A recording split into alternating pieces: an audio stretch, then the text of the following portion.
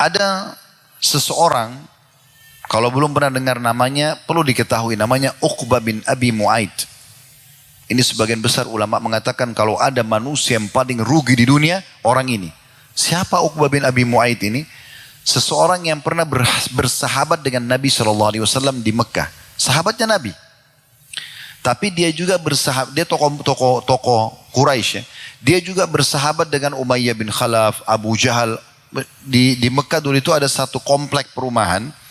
Di zaman Nabi SAW itu komplek para pejabatnya Mekah. Tokoh-tokoh masyarakatnya. Nabi SAW tinggal di situ karena rumah yang paling besar itu rumahnya Khadijah radhiyallahu anha. Beliau pengusaha Mekah kan. Nabi menikah maka Nabi tinggal di situ. Di situ tetangganya Nabi itu semua Abu Jahal, Abu Lahab gitu kan. Termasuk Uqbah bin Abi Mu'aid ini. Maka Nabi SAW pernah diundang oleh Uqbah bin Abi Mu'aid untuk makan. Makan siang. Nabi SAW datang. Setelah beliau jadi Nabi gitu. Sebelum makan, Nabi SAW bilang, wahai Uqbah. Waktu dia bilang, silakan makan, hai Muhammad. Kata Nabi SAW, wahai Uqbah, saya berharap kebaikan untukmu. Saya akan makan makananmu ini kalau kau syahadat. Kau masuk Islam. Maka dia bilang, sudahlah Muhammad, ini undangan makan. Kata Nabi SAW, itu permintaan seorang sahabat pada sahabatnya. Saya ingin kebaikan untukmu. Maka Uqbah bin Abi Mu'aid syahadat. Syahadu la ilaha illallah syahadu Rasulullah. Maka Nabi SAW senang, ini tokoh Mekah. Makanlah Nabi SAW sama dia. Rupanya Uqbah ini punya persahabatan sama Umayyah bin Khalaf. Ini Ubay bin Khalaf. Ubay bin Khalaf ini teman-teman perlu tahu, inilah satu-satunya orang yang Nabi bunuh. Nabi itu tidak pernah bunuh orang. Itu pun bukan bunuh secara langsung ya. Kalau pernah dengar sabda Nabi SAW, sungguh murka Allah memuncak pada seseorang yang dibunuh oleh nabinya. Satu-satunya yang terbunuh di tangan Nabi itu ini. Namanya Ubay bin Khalaf. Dia dulu di Mekah, saya sedikit tambahkan kisah ini dulu.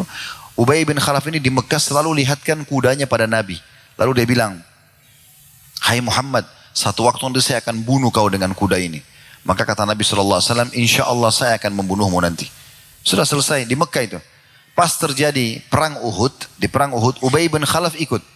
Dan waktu muslimin terpukul mundur ke gunung Uhud karena 43 pemanah Nabi terbunuh, ya kemudian 50 pemanah Nabi terbunuh, 43 di kancah peperangan, 7-nya di atas gunung pemanah. Ini kisahnya panjang tapi jelas terbunuh, pasukan muslimin terpukul mundur. Maka pada saat itu Ubay bin Khalaf ini yang teriak-teriak pada pasukan Quraisy, ayo kita habisin muslimin, bunuh saja mereka. Maka Nabi SAW bilang kepada Ali radhiyallahu anhu, berikan kepada saya sebuah lembing, tombak kecil gitu. Maka kata Ali, maka Nabi SAW mundur, kemudian melempar ke arah Ubay bin Khalaf. Nah Ubay bin Khalaf ini teman-teman dari kepala sampai kaki semuanya besi. Yang ada celah itu cuma di lehernya dia, penyambung pemisah antara topi besi yang dia pakai dengan baju besinya. Itu ada cedak kecil sekali. Itu yang bisa ditebas kalau mau dibunuh dia. Selebihnya semua besi, nggak mungkin bisa. Dengan bola matanya saja. Maka Nabi SAW melempar lembing itu, subhanallah, kena dan menggores ya sedikit bagian leher yang terbuka itu. Kata Ali radhiyallahu anhu, Nabi SAW mundur dan melempar lembing tersebut saking kuatnya sampai kami semua terpental.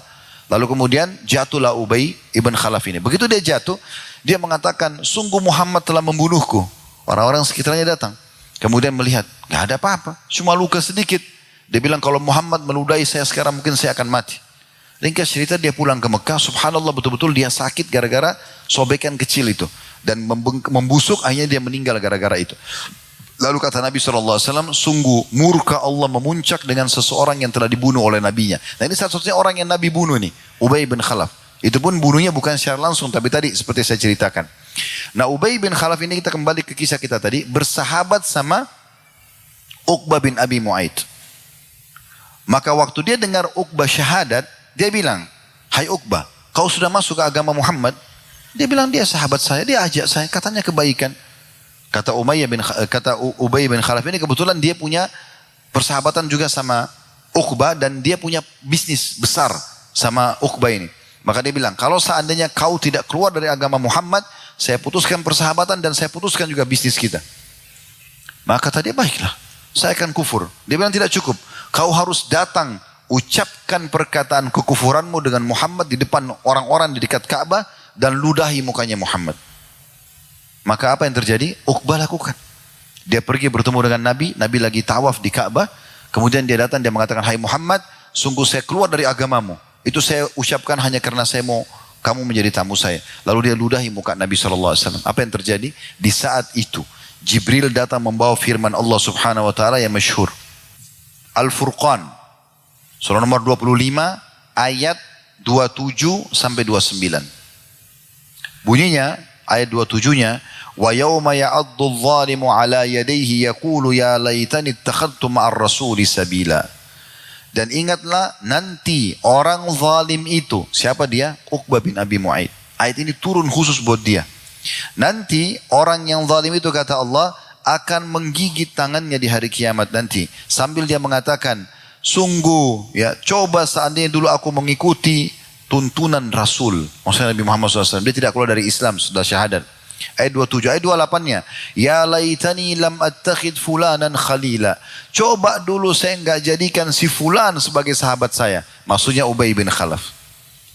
Lalu Allah gambarkan di ayat 29-nya. Laqad adallani anidh-dhikri ba'da idja'ani. Wa kana syaitanu lil insani khadula. Sungguh dia telah menyesatkan saya setelah datang kepada saya peringatan yang benar.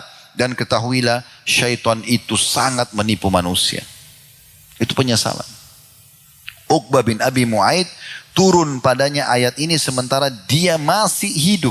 Subhanallah. Tapi tidak bermanfaat bagi dia. Allah sudah cap dia akan menjadi orang yang kufur karena dia telah menghinakan Nabi Muhammad SAW. Sebelumnya tentu banyak sekali ya. Seperti kasus penyesalan Fir'aun. Ya. Pada saat Fir'aun sudah ditenggelamkan oleh Allah Subhanahu Wa Taala di Laut Merah. Nanti setelah dia tenggelam, sudah mulai masuk air banyak di mulutnya, baru dia mengatakan, amantu billadzi amana bihi banu Israel. Saya telah beriman kepada Tuhan yang telah diimani oleh Bani Israel. Allah gambarkan dalam Al-Quran itu ya. Dalam surah Yunus, surah nomor 10. Itu Allah gambarkan tentang bagaimana keadaan Fir'aun. Di ayat 90-nya. Sampai 92. Wajawazna bi Bani Israel al-bahra fa'adbahum Fir'aun wa junudu wa bagyan wa adwa. Dan kami lewatkan Bani Israel bersama Musa dari Laut Merah. Lalu Fir'aun datang ingin menindas mereka dengan bala tentaranya. Hatta idza adrakahul gharaqu qala amantu annahu la ilaha alladhi amanat bihi banu Israel wa ana minal muslimin. Dan pada saat sudah ditenggelamkan, Allah selamatkan Bani Israel sama Nabi Musa, Fir'aun datang di tengah-tengah laut, lalu Allah turunkan air itu.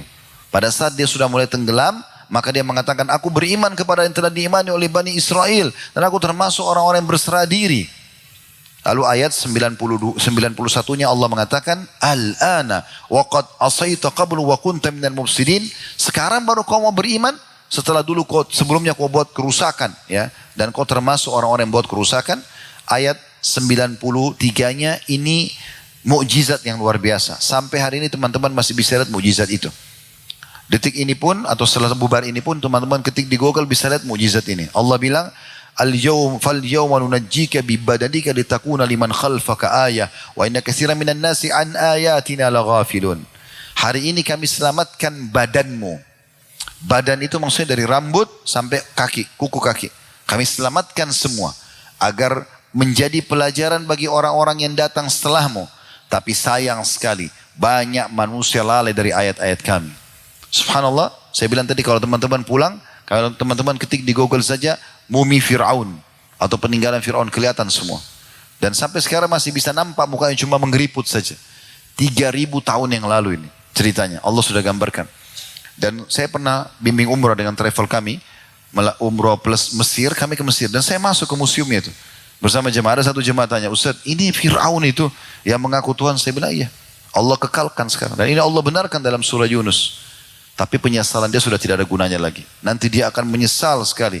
Dan kata Nabi SAW, Jibril berkata kepada aku, hai Muhammad, andai saja kau lihat bagaimana saya memenuhkan mulutnya Fir'aun dengan pasirnya atau tanahnya Laut Merah, agar dia tidak mengatakan, ya Tuhanku ampunilah aku. Karena jangan sampai dia kena rahmatnya Allah. Jibril pun tidak ingin dia beriman. Jadi penyesalan yang luar biasa, tapi tidak ada manfaatnya. Begitu juga teman-teman sekalian, orang yang banyak menunda-nunda untuk beramal soleh. Seperti sedekah, sholat, dan yang lainnya. Ini semua teman-teman akan menjadi penyesalan. Perhatikan dalam surah Al-Munafikun, surah nomor 63. Allah menceritakan dua ayat terakhirnya, 10 dan 11. Allah bilang, wa anfiqu mimma razaqnakum min qabli an ya'ti ahadakumul mautu fayaqulu rabbi laula akhartani ila ajalin qaribin fa asaddaq wa akum minas salihin. Dan segera infakkan apa yang telah kami karuniakan kepada kalian, kami rezekikan kepada kalian, bantukan kepada orang-orang sebelum datang waktu nanti di mana pada saat mati datang kepada seseorang dari kalian, baru dia mengatakan, ya Allah, terlambatkan sesaat umurku, ajalku, kematianku, agar aku bisa bersedekah, agar aku bisa mengeluarkannya, dan aku termasuk orang-orang saleh. Itu ayat 10-nya. Ayat 11-nya Allah mengatakan, wala yuakhirallahu nafsan idza jaa ajaluha wallahu khabirum bima ta'malun. Tapi ketahuilah Allah tidak akan pernah melambatkan ajal seseorang kalau sudah datang, dan Allah akan memberitahukan apa yang kalian kerjakan.